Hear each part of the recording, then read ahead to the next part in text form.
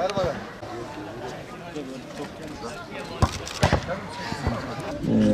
Yine biz bu çalışmaların tamamını ihalesiz olarak kendi imkanlarımızla yapıyoruz.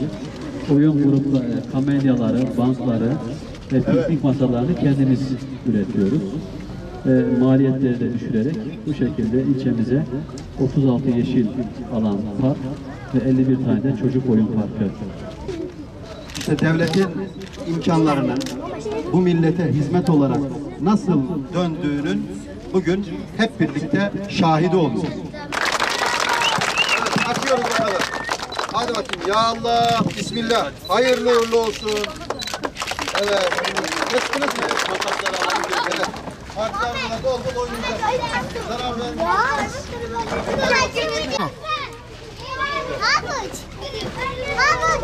Ne oldu? Hadi. Siz de oynayacaksınız.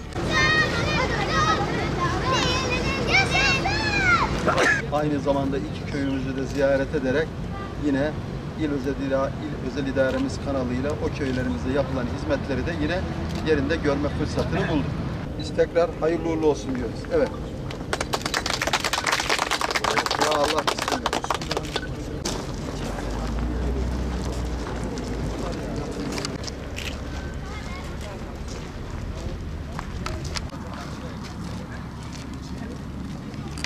Gördüğünüz gibi Güroymak Belediyesi çalışıyor.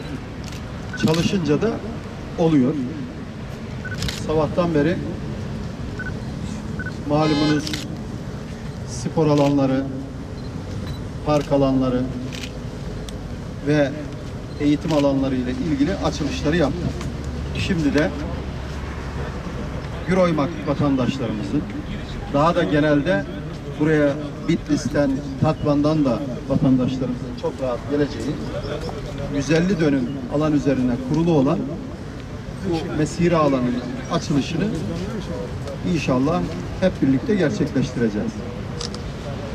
Gurur verilecek bir tablo.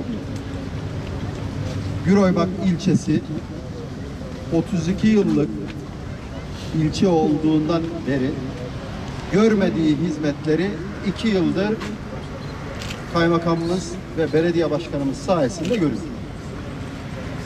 Allah rızası için. İşte yapılanları gördünüz. Hiç bir tane parkı varken park sayısı 36'ya çıkmış. Belki 3-4 tane oyun grubu varken 50 küsur, 51 tane oyun grubuna, çocuk oyun grubuna kavuşmuş. İşte basket sahasıyla, suni çimli futbol sahalarıyla belediyecilik adına yapılması gereken hizmetlerin en güzelini, en modern şartlarda bu ilçemiz aldığını hep birlikte burada görmüş bulunuyoruz. Kaymakam Bey'in de ifade ettiği gibi 150 dönüm bu Güroymak'a da yeter, Tatvan'a da yeter, Bitlis'e de yeter. Böyle güzel bir mesire alanını ilçemize kazandırdığından dolayı kendisini de huzurlarınızda kutlamak istiyorum.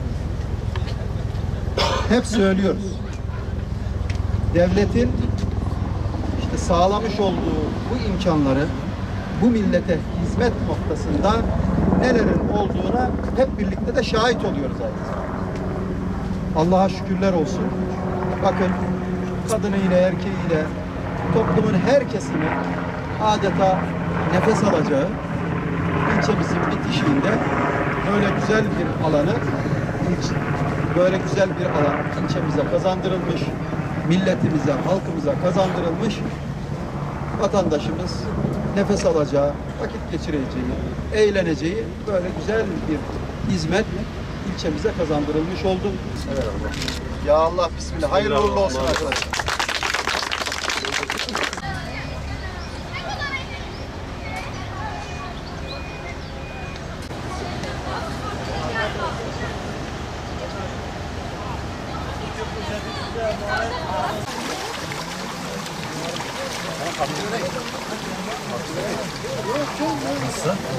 Nasıl?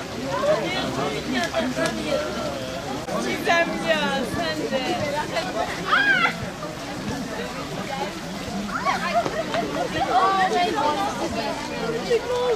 وزع